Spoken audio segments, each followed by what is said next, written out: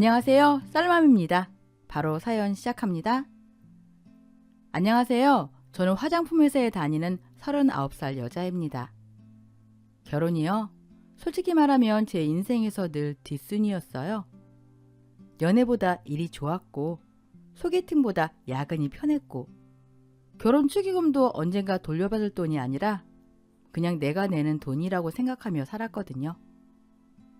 그러다 보니 남자친구 없이 30을 넘겼고, 40이 코앞이 되자 부모님 걱정이 점점 커지기 시작했습니다. 특히 아버지요. 아버지는 늘 같은 말을 하셨죠. 효정아, 아빠 소원이 뭔지 아냐? 외손주 한번 안아보는 거다. 아빠, 손주가 하늘에서 뚝 떨어져요? 마음에 드는 사람이 있어야 결혼을 하죠. 그래도 말이다. 직업도 있고 얼굴도 멀쩡한 애가 왜 남자 하나를 못 만나니?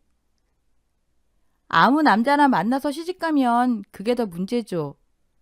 전 아빠랑 엄마랑 이렇게 사는 것도 좋아요.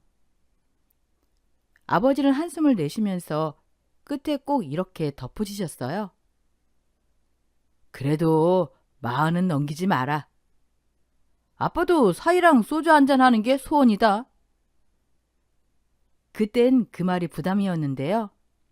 지금 와서 생각해보면 아버지 말씀이 전부 틀린 건 아니었어요.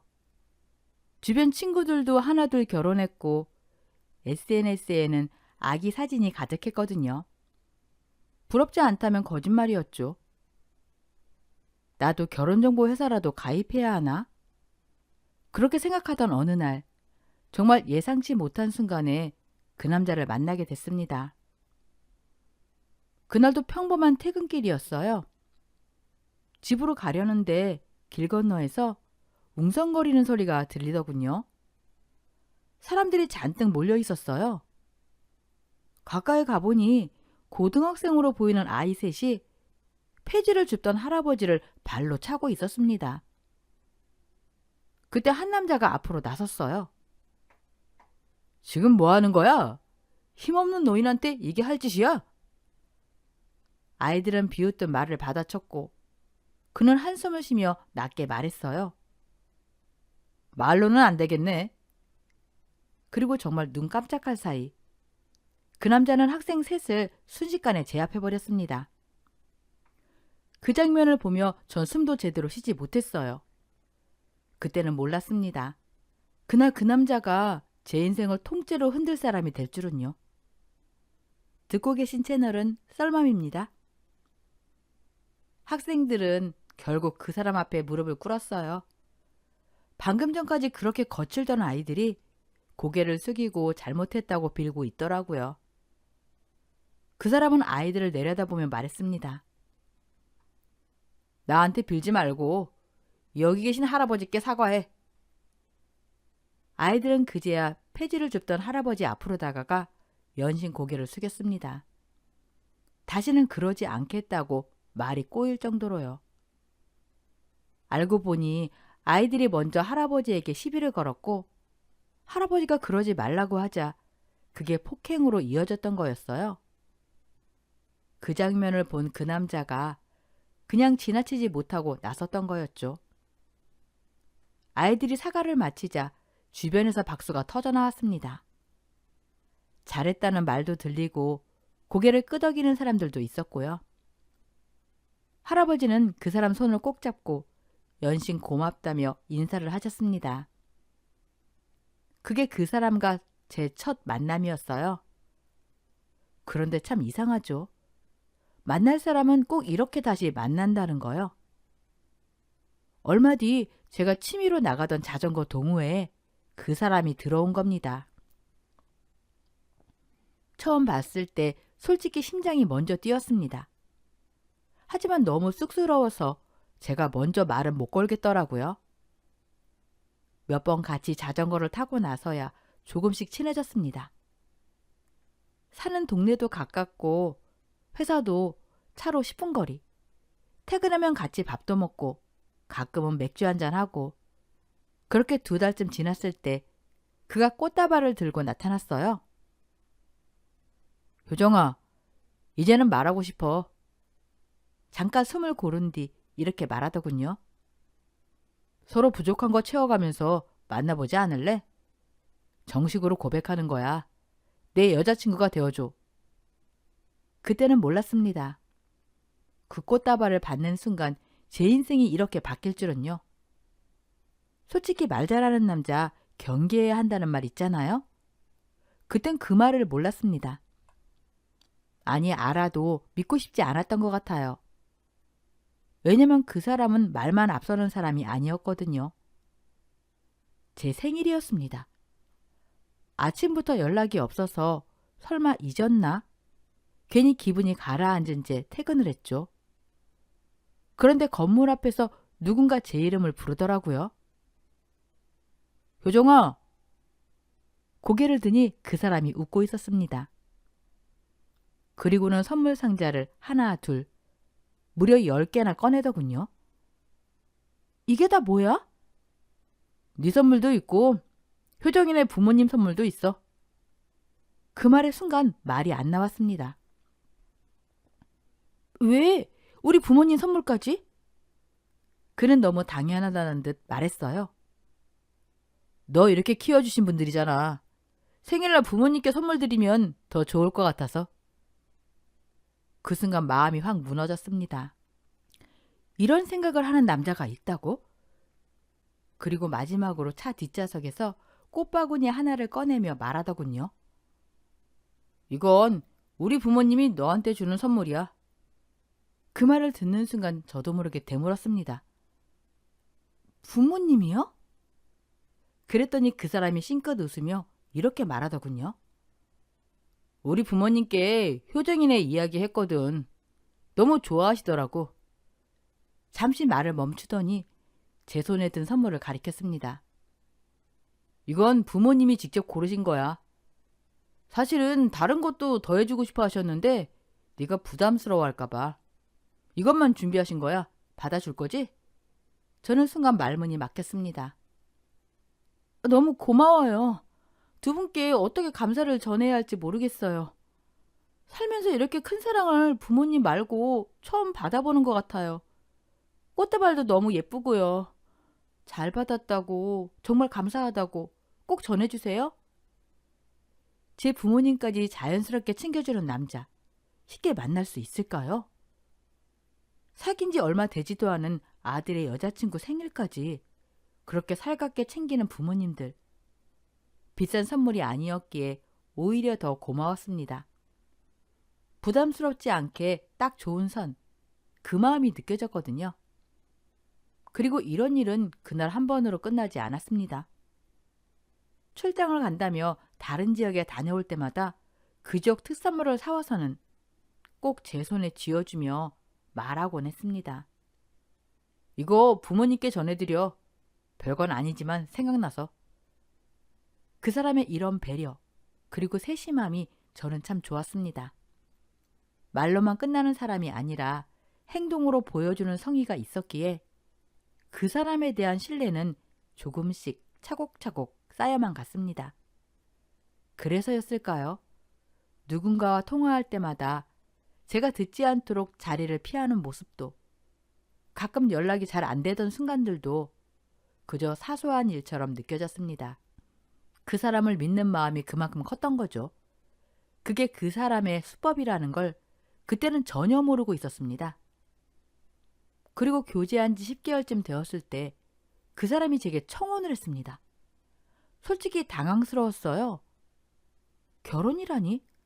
아직은 너무 빠른 거 아닌가? 그래도 2년은 만나봐야 사람을 알 수 있지 않을까? 그런데 그 남자는 차분하게 말하더군요.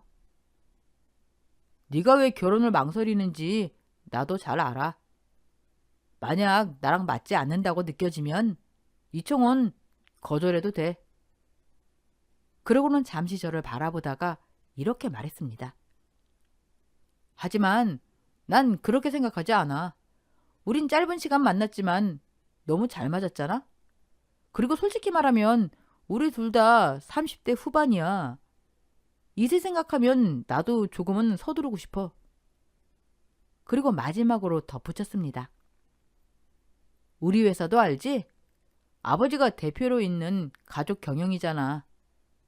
아버지도 빨리 며느리 보고 싶어 하셔. 그 말에 저는 결국 청혼을 받아들이게 되었습니다. 그리고 양가 부모님께 인사를 드리기로 했죠. 집에 돌아와 아버지와 어머니를 모셔놓고 조심스럽게 말을 꺼냈습니다. 아빠, 엄마, 깜짝 놀랄 소식이 있어요. 저 결혼할 사람 생겼어요.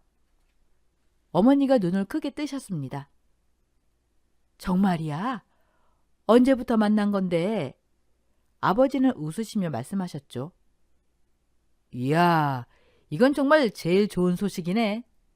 그 남자 얼굴은 언제 보여줄 거야?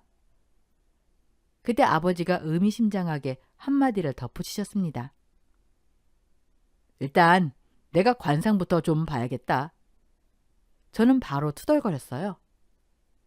아빠, 또 관상이에요? 사람은 성격이랑 인성, 환경을 봐야지. 관상이 뭘 알려준다고 그래요. 제발 이제 그런 것 좀 그만 믿으세요. 하지만 저희 아버지는 관상 이야기가 나오면은 절대 물러서지 않는 분이셨어요. 아버지께 조심스럽게 여쭤봤습니다. 아빠는 왜 그렇게 관상을 믿으세요? 아버지는 잠시 말이 없으셨어요. 그러다 낮은 목소리로 말씀하셨죠. 아빠 인생이 그걸로 갈렸거든. 네? 아버지는 제 얼굴을 보지 않고 천천히 이야기를 꺼내셨습니다. 아빠가 너만 했을 때 말이다.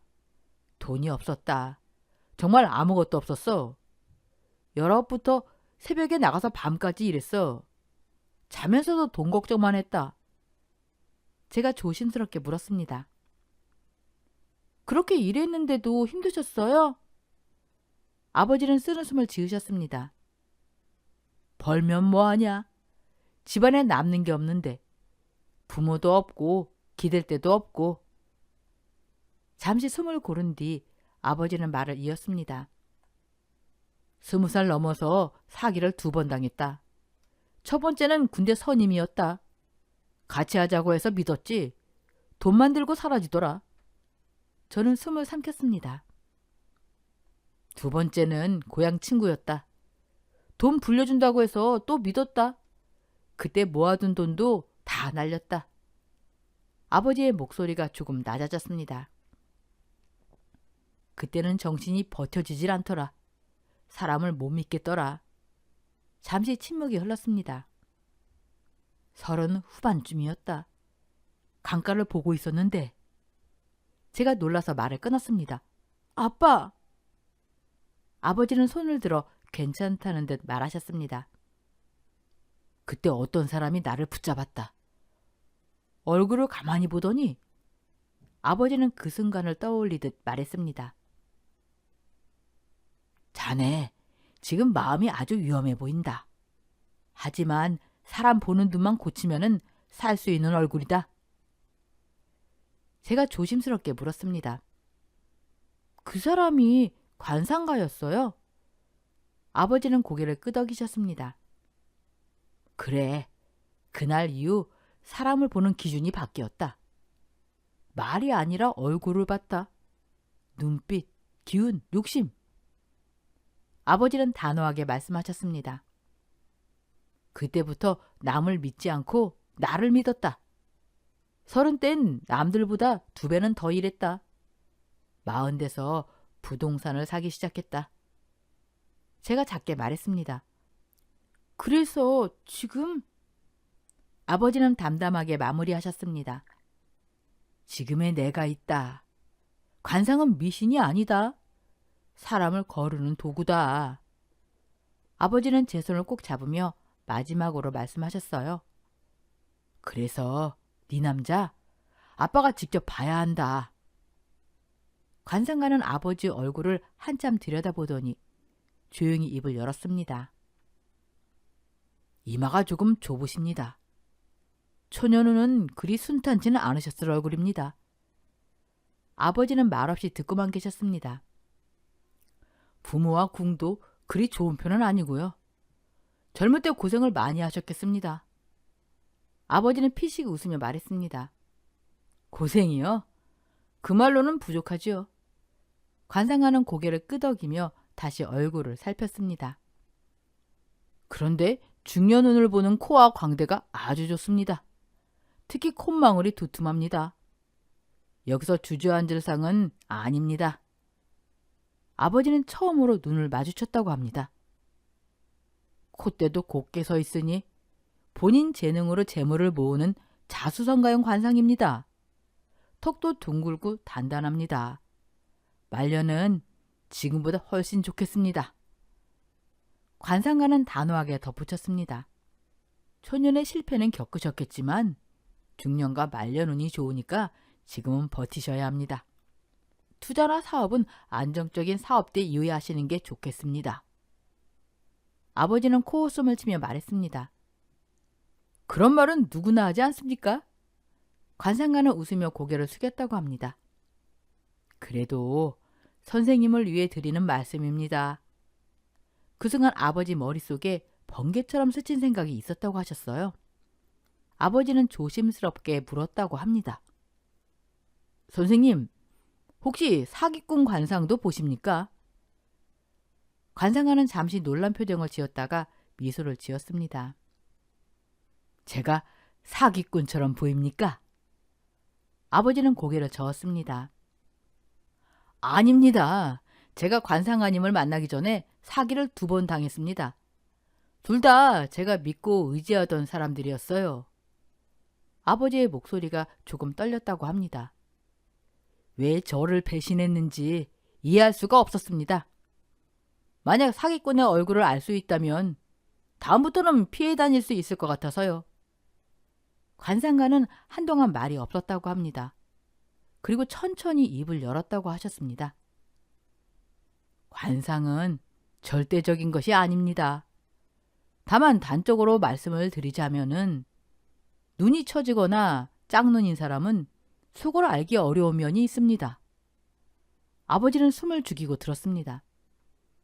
입술이 얇고 끝이 아래로 처진 사람은 자기 이익을 위해 남에게 피해 주는 것을 가볍게 여길 수 있습니다.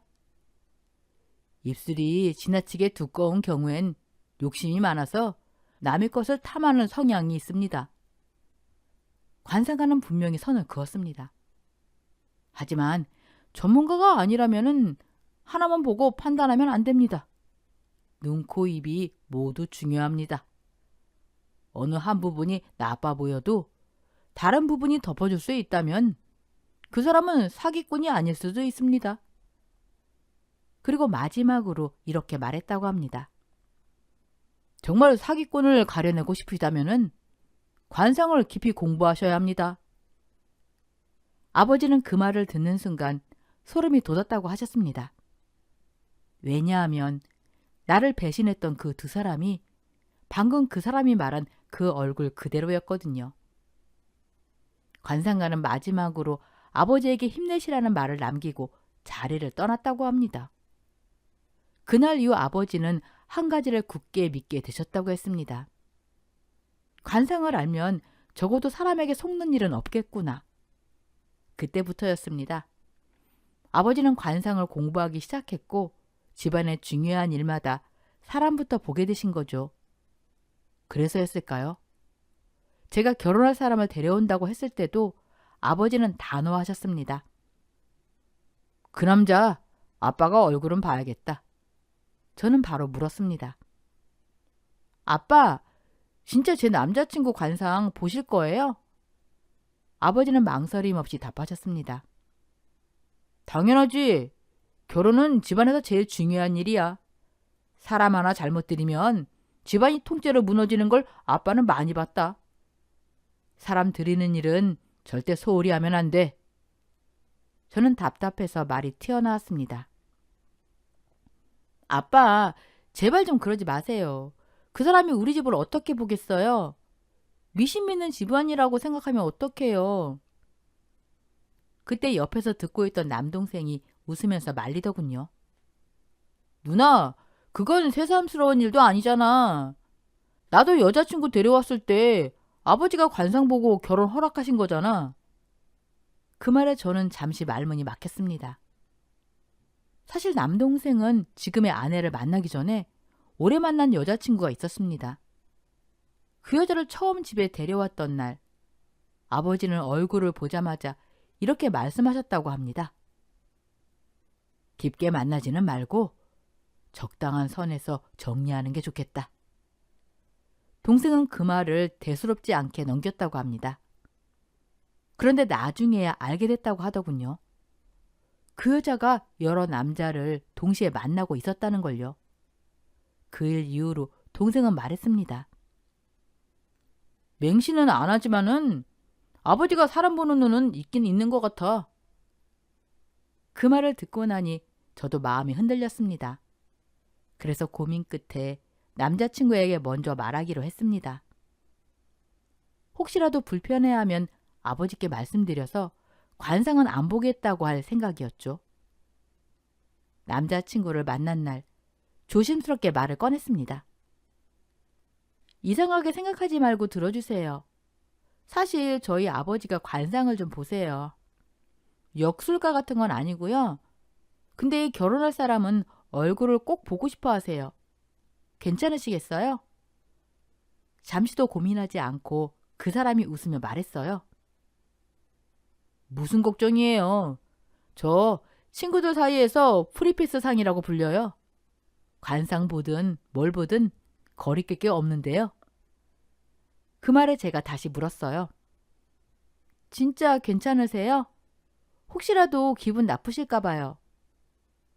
그 사람은 담담하게 말했습니다. 아무렇지도 않아요. 그럼 상견례 날 아버님 뵙고 인사드리면 되겠네요. 그 말을 듣는 순간 저는 안도했습니다. 문제가 없으니까 자신 있게 말하는 거라고 믿었으니까요. 게다가 제가 봐도 그 사람의 인상은 흠잡을 데 없어 보였습니다. 그때까지만 해도 정말 아무 일도 없을 거라 생각했습니다. 그런데 어느 날 그 사람이 갑자기 말했습니다. 효정씨, 결혼하면 일은 바로 그만두는 건 어때요? 우리 아버지 회사에서 저랑 같이 일해보는 건 생각 없어요? 저는 깜짝 놀라서 되물었어요. 갑자기 그게 무슨 말이에요? 제가 어떻게 들어간 회사인데요. 게다가 제가 건설 쪽은 아는 것도 없어요. 그랬더니 그 사람은 차분하게 말했어요. 여자분들 결혼하면 회사에서 눈치 많이 본다잖아요. 임신 출산 때문에도 그렇고요. 아이 생기면 어쩔 수 없이 휴직도 써야 하고요. 그런데 눈치 보이다가 자리 없어지는 경우도 많다더라고요. 잠시 숨을 고른 뒤 이렇게 덧붙였습니다. 근데 우리 회사로 오면은 그럴 걱정 없잖아요. 아버지가 계시니까 휴직도 복직도 다 알아서 해주실 거고요. 경력 단절 걱정도 없고요. 그리고 마지막으로 부드럽게 말했습니다. 강요는 아니에요. 그냥 그런 선택지도 있다는 거예요. 나중에 필요하면 말만 해요. 그때 제가 이야기할게요. 그 말을 듣는데 이상하게도 가슴이 뭉클해졌습니다. 아, 정말 나를 생각해주는 사람이구나. 그때 저는 그렇게 믿고 있었습니다. 그리고 그 사람이 제 미래까지 신중하게 생각해주고 있다는 느낌도 제 마음을 더 단단히 붙잡고 있었습니다. 그때였을까요? 우리는 거의 다툼 없이 지냈고 자연스럽게 상견례 날짜를 잡게 됐습니다. 그때까지만 해도 저는 결혼이라는 달콤한 상상에 완전히 빠져 있었습니다. 상견례 전날 엄마가 아버지께 신신당부했습니다. 여보, 내일은 조심 또 조심이에요. 이제 가족 될 수도 있는 분들이니까 말 한마디도 신중하게 해주세요. 특히 관상 얘기, 입 밖으로는 절대 꺼내지 마세요. 그런 얘기를 그쪽에서 어떻게 받아들일지 모르잖아. 그때 제가 말했습니다. 엄마, 걱정 마세요. 그 사람한테는 아버지가 관상 보신다는 얘기 이미 했어요. 어머니는 놀라며 말렸습니다. 아이고, 넌 왜 그런 얘기를 했니? 그 사람들이 우리를 어떻게 볼 줄 알고 미신 믿는 집안이라고 생각하면은 어쩌려고 그래? 아버지가 그 말을 받으셨습니다. 미신이 아니라 사람 보는 눈이야. 그걸 관상이라고 부르는 것뿐이지. 어머니는 한숨을 쉬며 말했어요. 그래도 당당하게 나온다니 뭐 더 볼 건 없겠네. 그리고 아버지가 자리에서 일어나며 말씀하셨습니다. 자, 이제 가볼까? 그렇게 우리는 약속 장소로 향했어요. 이미 도착해 있던 남자친구의 부모님과 마주한 순간 저는 바로 느꼈습니다. 아버지의 표정이 순간적으로 굳어졌다는 걸요. 아버지는 그 사람의 아버지를 한 번, 어머니를 또 한 번 유심히 바라보셨습니다. 그리고 인사를 나눴습니다. 처음 뵙겠습니다. 잠시 뒤 아버지가 말을 꺼내셨습니다. 그런데요, 아드님은 아버님을 많이 닮지는 않은 것 같네요. 순간 제 심장이 철렁 내려앉았습니다. 그쪽 아버지는 분위기를 풀듯 웃으며 말하셨어요. 아, 그렇습니까? 그런 말 자주 듣습니다. 차라리 저보다 어미를 닮아서 다행이라고 생각하고 있습니다. 그 말에 아버지도 가볍게 웃으셨습니다. 저는 속으로 제발 여기서 멈춰라. 계속 기도하고 있었습니다. 그런데 웬걸 아버지가 뜻밖의 말을 하셨어요. 사실 제가 사람 인상을 좀 봅니다. 순간 제 손에 땀이 차기 시작했습니다. 그런데 우리 사위 될 분 인상이 참 좋습니다. 관상도 아주 좋고요. 크게 성공한 상입니다. 우리 딸이 괜찮은 사람을 데려온 것 같아 다행입니다. 그쪽 아버지가 환하게 웃으며 답하셨어요. 그렇습니까? 어디 가도 인상이 좋다는 말은 많이 듣습니다. 아들도 덕을 많이 보는 편이지요. 분위기는 그나마 부드럽게 흘러갔습니다. 이어서 결혼 날짜 이야기가 나왔습니다. 아버지가 말씀하셨어요. 결혼식은 좋은 날을 받는 게 중요합니다. 양가에서 날짜를 받아 겹치는 날이 있으면 그날로 정하는 게 좋겠습니다. 그리고 잠시 망설이다 덧붙이셨어요. 다만 올해는 날을 잡지 않는 게 좋다고 하더군요. 내년이 더 낫다고 합니다. 순간 그쪽 아버님 표정이 살짝 굳었습니다. 그리고 조심스럽게 말씀하셨어요. 아이고, 내년이라도 상관은 없습니다만. 사실은 제가 몸이 많이 좋지 않아서요. 며느리를 하루라도 빨리 보고 싶은 마음이 큽니다. 며느리 들어오면 회사도 아들한테 넘기고 저는 손주들 재롱이나 보면서 쉬고 싶고요. 그 말에 저는 남자친구 얼굴을 슬쩍 봤습니다. 하지만 아버지는 고개를 저으셨어요. 급하게 할 일은 아닙니다. 서두른다고 좋을 건 없습니다. 날짜는 천천히 다시 정하지요. 그렇게 상견례는 겉보기엔 무난하게 마무리됐습니다. 식당을 나와 어머니 팔짱을 끼며 제가 물었어요. 엄마 어때요? 생각보다 괜찮지 않아요? 어머니는 고개를 끄덕이셨어요. 응, 아버지가 관상 얘기 많이 안 하신 것도 다행이었고. 그리고 작은 목소리로 속삭이듯 말씀하셨습니다. 근데 여보, 왜 사위한테 아버지랑 안 닮았다고 그런 말을 하셨어요? 괜히 비교되는 말은 어른도 싫어하실 수도 있잖아요. 저 어머니는 그 얘기를 하며 가볍게 웃었습니다. 그런데 집으로 돌아오는 내내 아버지는 한마디도 하지 않으셨어요. 차 안의 침묵이 길어질수록 제 마음은 점점 불안해졌습니다. 괜히 등골이 서늘해지면서 이런 생각이 들더군요. 설마 아버지가 뭔가를 본 건가? 아버지가 한참 말이 없자 제가 먼저 입을 열었습니다. 아빠, 왜 그래요? 그 사람 관상 좋아 보인다면서요. 그럼 다 된 거 아니에요? 아버지는 잠시 생각에 잠긴 듯 하다가 천천히 말씀하셨습니다. 관상 자체는 나쁘지 않다. 그 한마디에 저는 안도의 숨을 쉬었지만 아버지는 말을 이었습니다. 그런데 묘하게 걸리는 게 있어. 뭐가요? 도대체 뭐가 문제인데요? 아버지는 제 질문을 바로 받지 않으셨습니다. 대신 차분하게 이렇게 말씀하셨죠.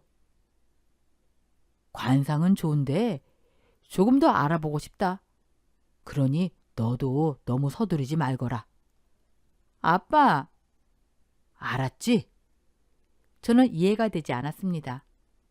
그래서 아버지를 따라가며 계속 물었지만 아버지는 끝내 아무 대답도 해주지 않으셨습니다. 그날의 대화는 제 마음에 찜찜함만 남겼습니다. 만약 관상이 정말 나빴다면 아버지는 그 자리에서라도 분명하게 말씀하셨을 겁니다. 우리 딸은 절대 못 준다. 그 정도로 직설적인 분이셨거든요. 그런데 관상은 좋다면서 왜 이렇게 미묘한 반응을 보이시는 건지 도무지 알 수가 없었습니다. 뭘 알아보신다는 걸까? 아무리 생각해도 감이 오지 않았고 그저 아버지가 괜한 오해를 하시는 건 아니길 바라며 하루하루를 보냈습니다. 그 이후로도 저는 남자친구와 함께 이리저리 예식장을 알아보며 결혼 준비를 이어갔습니다. 큰 문제가 없다면 당연히 결혼하게 될 거라고 믿고 있었으니까요. 결혼식 날짜는 아직 정해지지 않았지만 곧 결정될 거라는 막연한 기대도 있었죠. 그러던 어느 날 남자친구가 조심스럽게 말을 꺼냈습니다. 효정아, 결혼하면 신혼집 위치도 중요하잖아. 혹시 생각해둔 데 있어? 나는 직장 근처면 좋겠어. 나도 마침 직장이 이 근처라서 그건 괜찮은데. 잠시 머뭇거리던 그는 이렇게 말했습니다. 문제는 여기가 너무 비싸다는 거야. 나도 고민 중이야. 월급쟁이잖아, 우리. 대출도 만만치 않을 테고. 그 말에 저는 고개를 끄덕였습니다. 그런데 잠시 후 그가 다시 입을 열더군요.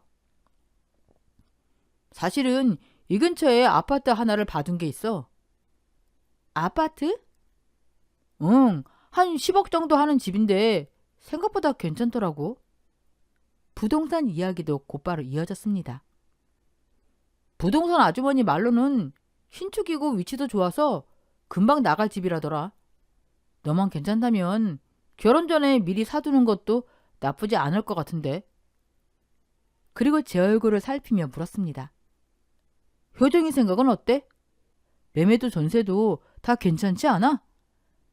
저는 선뜻 대답하지 못했습니다. 무턱대고 결정하긴 그렇고 일단 가서 집부터 보고 괜찮은지 확인한 다음에 결정하자. 그렇게 저는 남자친구를 따라 얼떨결에 집을 보러 가게 되었습니다. 집은 솔직히 말하면 정말 좋았습니다. 평수 대비 가격이 조금 높게 느껴지긴 했지만 거의 새 아파트라 따로 손볼 곳도 없었고 당장 살아도 전혀 문제가 없어 보였거든요. 그때까지만 해도 저는 아무것도 의심하지 않았습니다. 그가 집안을 한 바퀴 둘러보더니 갑자기 말을 꺼냈습니다. 효정아, 너무 괜찮지 않아? 우리 여기 집 그냥 구매할까? 순간 저는 귀를 의심했습니다. 아직 결혼식 날짜도 안 잡았는데 집부터 사는 건 좀... 그때 옆에 있던 부동산 중개인이 끼어들었습니다. 믿으세요, 아가씨. 나중에 아기도 낳고 그러면 전세로 들어갔다가 또 집 알아보고 또 이사해야 하잖아요. 능력이 안 되는 것도 아닌데 뭘 그렇게 고민하세요? 남자친구도 마치 기다렸다는 듯 말을 이었습니다. 맞아. 우리 둘이 같이 모아서 내면 되잖아. 결혼은 어차피 할 거고. 그래도 마음이 걸려 조심스럽게 말했습니다. 오빠, 그럼 결혼식 날짜부터 확실히 잡고 부모님이랑 의논한 다음에 계약하면 안 될까? 그러자 그의 표정이 순간 굳어졌습니다. 뭐하러 허락을 받아? 어차피 우리가 결혼해서 살 집인데. 그리고는 숨도 안 쉬고 말을 쏟아냈습니다. 그럼 이렇게 하자. 내 명의로 먼저 계약할게. 계약금은 내가 내고 결혼 날짜 정해지면 잔금은 둘이 모아서 치르는 거야. 돈 모자라면 대출 끼면 되고 우선은 내가 계약한다. 말릴 틈도 없었습니다. 그 사람은 제 앞에서 바로 계약금 1억을 걸었고 잔금은 2달 안에 치르기로 계약서를 써버렸습니다. 그 순간 제 마음 한쪽이 처음으로 식어버렸습니다. 이 사람이 원래 이런 사람이었나? 그날은 그렇게 지나갔습니다. 그런데 일주일 뒤였습니다.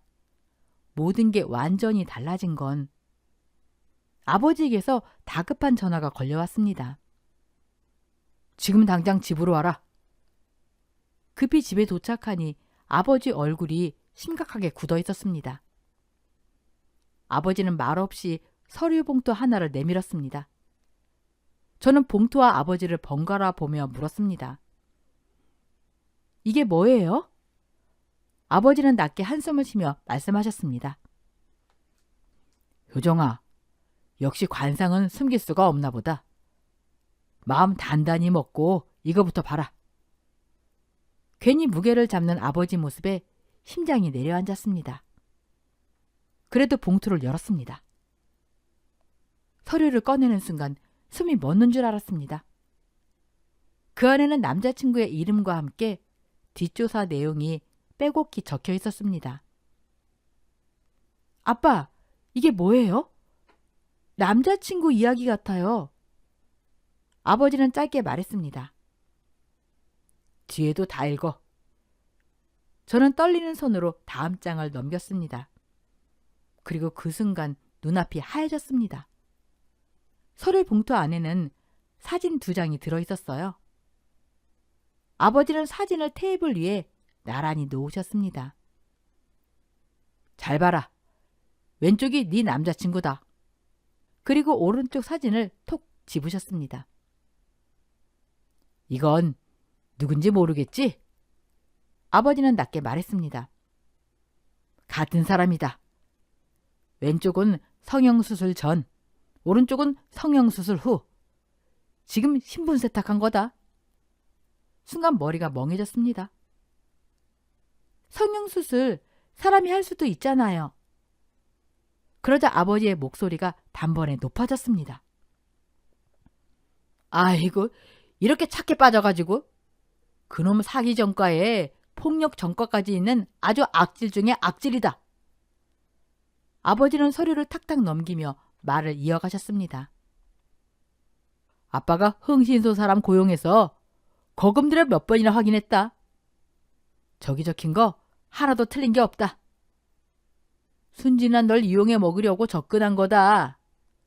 숨이 막혔습니다. 진짜예요? 아버지는 차갑게 고개를 끄덕였습니다. 그놈이 예비사장이라고 떠들던 회사, 말 그대로 유령회사다. 불법 자금 세탁하는 페이퍼 컴퍼니다. 요즘 세금 문제 때문에 이런 회사들 많다. 그 회사도 그중 하나고. 아버지는 잠시 말을 멈췄다가 더 낮은 목소리로 말씀하셨어요. 그리고 그놈은 바지 사장이었다. 이름만 빌려주고 월급 받는 그런 바지 사장. 이 남자친구도 거기 소속으로 월급 받고 있었고. 잠시 정적이 흐른 뒤 아버지는 마지막 한마디를 내뱉듯이 말씀하셨어요. 더 무서운 거 하나 더 말해줄까? 그놈 깡패다. 범죄 집단에 몸담고 있는 놈이더라. 그 말을 듣는 순간 저는 그 자리에 주저앉고 말았습니다. 사람 보는 눈이 있다고 스스로를 믿었던 제가 너무 한심했고 너무 부끄러웠습니다. 그런데 아버지는 서류 맨 마지막 장을 다시 제 앞에 밀어놓으셨습니다. 이것도 봐라. 사진 한 장. 결혼식 사진이었어요. 3년 전에 결혼했다. 애도 있다. 알고 보니 폭력 때문에 이혼한 놈이더라. 아버지는 이를 악물고 말씀하셨습니다. 여자 때린 남자는 짐승만도 못한 놈이다. 우리 딸이 똑같이 당할 수도 있었다는 생각을 하니 심장이 떨린다. 다행이다. 정말 조상님이 도우셨다. 아버지는 소주 한 잔을 단숨에 들이키셨습니다. 그 모습을 보니 가슴이 찢어질 것 같았어요. 세상에 믿을 사람 하나 없다는 말이 그제야 실감났습니다. 그놈의 말솜씨에 속아 넘어간 제 자신이 너무 화가 났고 무엇보다 부모님께 큰 불효를 한 것 같아 죄송해서 고개를 들 수가 없었습니다. 결국 울먹이며 말했습니다. 아빠, 죄송해요.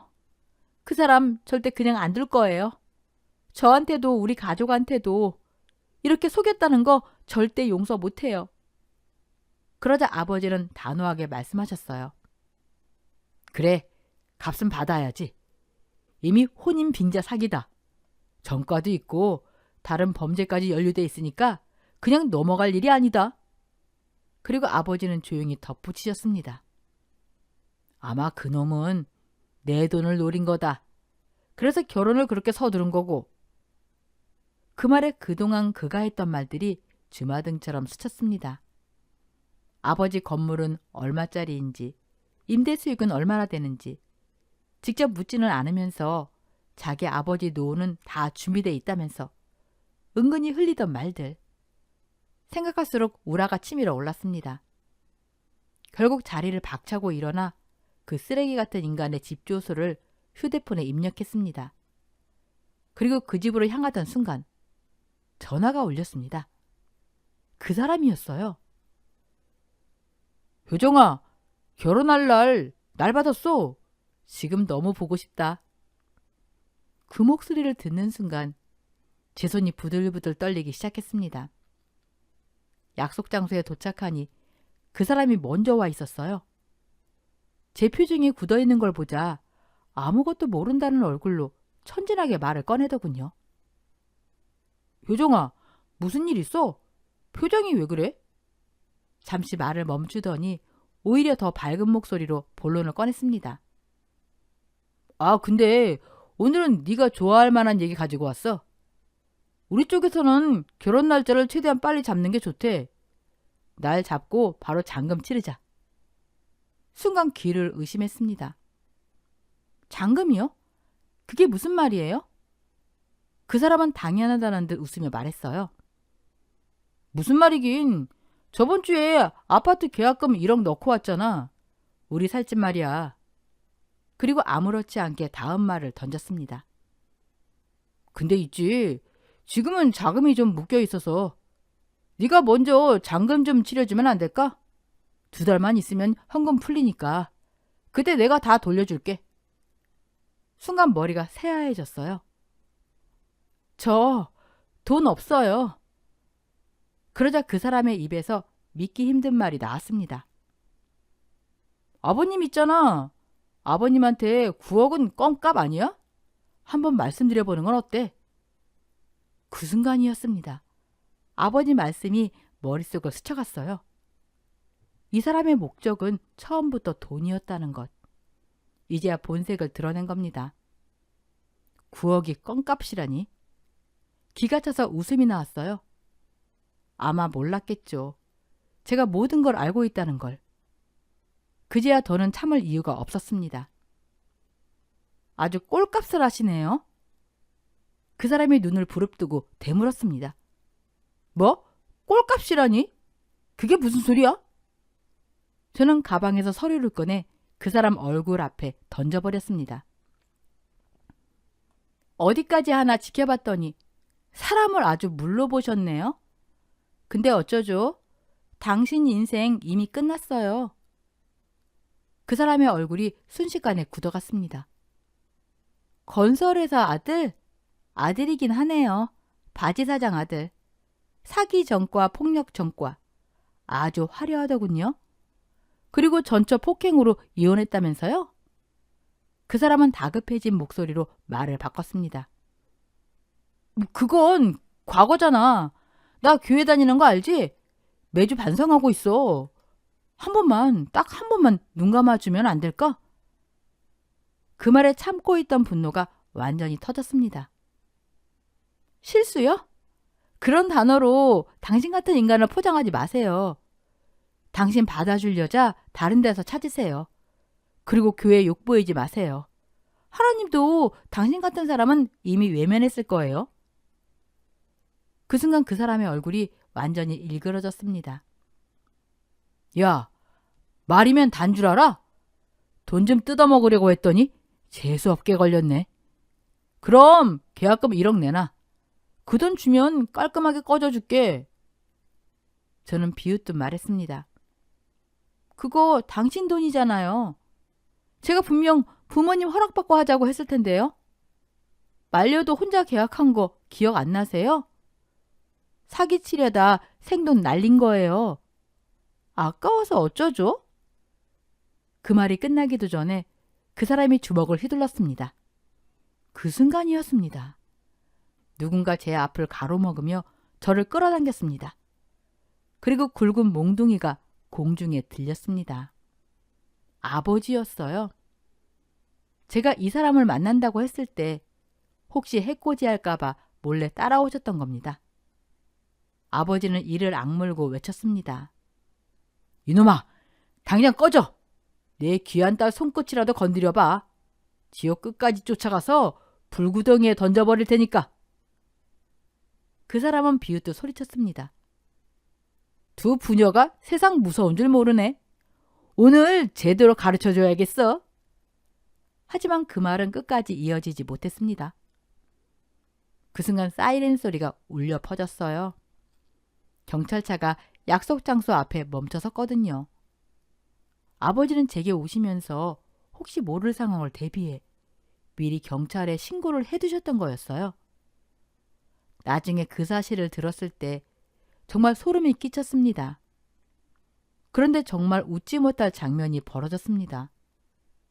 그놈은 경찰이 온다는 말 한마디에 쥐새끼처럼 도망을 치더군요.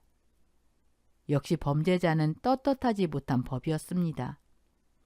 경찰차 소리만 들어도 혼비백산하는 모습이 딱 그 꼴이었어요. 아버지의 현명한 판단 덕분에 아무 일도 일어나지 않았고 오히려 그놈 혼자 똥줄이 타는 상황이 되어버렸습니다. 그날 이후 그놈에게서 전화가 왔어요. 어제와는 완전히 다른 목소리였죠. 효정아, 내가 잘못했어. 진짜 내가 잘못했어. 조금 전까지만 해도 기세등등하던 사람이 살살 빌기 시작하더군요. 이렇게라도 빌게. 그러니까 나 좀 살려줘. 그 1억, 그거 내 전 재산이야. 잠시 말을 멈추더니 울먹이는 목소리로 이렇게 말했습니다. 그 돈 없으면 나 진짜 거지처럼 살아야 돼. 불쌍한 인생 하나 구제한다고 생각하고 한 번만 도와주면 안 될까? 정 안 되면 딱 절반만이라도. 그러더니 어린아이처럼 엉엉 울기 시작했습니다. 하지만 한 번은 속아도 두 번은 아니었습니다. 그 눈물이 악어의 눈물이라는 걸 저는 이미 알고 있었거든요. 5천이요? 좋아하시네요. 제 목소리는 차갑게 가라앉아 있었습니다. 혼인 빙자 사기로 콩밥 먹을 준비나 하세요. 사람 잘못 건드리셨어요. 잠시 숨을 고른 뒤 마지막으로 덧붙였습니다. 다시 한 번만 전화하면 뼛속까지 탈탈 털어버릴 줄 아세요? 그 순간 전화기 너머에서 다급한 외침이 들렸습니다. 효정아, 효정아, 끊지 마 제발. 저는 아무 말 없이 전화를 끊었습니다. 그렇게 애원하며 울던 모습을 떠올리니 속이 얼마나 시원하던지요. 결국 그놈은 본인이 기세등등하게 넣었던 계약금 1억 원을 모두 날려버렸습니다. 더 웃긴 건 그 이유였어요. 부동산에 찾아가 내 돈 1억 내놓으라며 물건을 부수고 난리를 치다 유치장 신세까지 졌다는 소식이 들려왔습니다. 그 심정이 이해가 안 되는 건 아니었습니다. 1억을 모으려면 얼마나 개고생을 해야 하는데요. 하지만 그러게요. 애초에 죄를 짓고 살지 말았어야죠. 그리고 아버지는 거기서 끝나지 않으셨습니다. 익명으로 그놈 아버지가 바지 사장으로 있던 유령 회사를 신고해 버리셨던 겁니다. 말만 회사였지 불법 자금이 오갔을 가능성이 큰 페이퍼 컴퍼니였다고 하더군요. 아버지는 그 씨를 아예 싹 잘라버린 거였어요. 뒤늦게 그 회사는 폐업했고 줄줄이 조사를 받았다고 들었습니다. 아버지는 이렇게 말씀하셨어요. 모르면 몰랐지. 아는 이상 그냥 넘어갈 수는 없지. 이 나라를 좀먹는 사람들은 어디서든 사라져야 한다. 혼인 빙자 사기에 대해서는 신고하지 않았습니다. 어차피 죄가 넘쳐났고 더 이상 엮이고 싶지 않았으니까요. 혹시라도 해코지를 할까봐 아버지는 그 선에서 마무리하자고 하셨어요. 대신 저는 요즘 호신술을 배우고 있습니다. 언제 어디서 다시 마주칠지 모르니까요. 여자라고 해서 그냥 당하고만 살고 싶지는 않았습니다. 제 몸은 제가 지켜야 하니까요. 오늘도 호신술을 연마하며 제 자신을 지키는 법을 배우고 인생을 하나씩 단단하게 배워가며 살아가고 있습니다. 이번 일을 겪으면서 저는 깨달았습니다. 아버지 눈에는 아직도 제가 아이로 보인다는 사실을요. 그리고 많은 걸 배웠습니다. 사람 앞에서는 언제나 겸손해야 한다는 것도요. 그렇게 그 사람과의 길고 지독했던 악연은 마침내 끝이 났습니다. 정말 거친 풍파를 한 번에 다 겪은 기분이었어요. 한동안은 밖에 나가는 것도 무서워서 괜히 뒤를 돌아보며 누가 따라오는 건 아닌지 신경 쓰기도 했습니다. 하지만 1년이 지난 지금 이제는 무섭지 않습니다. 저는 떳떳하고 죄가 없으니까요. 관상을 제대로 보신 아버지 덕분에 저는 지옥 같은 시간에서 빠져나올 수 있었습니다. 그래서 요즘은 저도 관상 보는 법을 취미로 배우고 있어요. 그리고 가능한 한 부모님과 함께하는 시간을 더 많이 가지려고 노력하고 있습니다. 낚시를 좋아하시는 아버지를 따라 전국의 낚시터를 다니기도 하고 어머니에게서는 요즘 음식을 열심히 배우고 있습니다. 평생 고생하신 부모님께 이제는 제가 따뜻한 밥상을 차려드리고 싶거든요. 앞으로는 더 이상 부모님을 실망시켜 드리지 않기 위해 제 삶을 성실하게 살아가려 합니다. 지금 이 사연을 듣고 계신 여러분께도 한 가지 말씀드리고 싶습니다.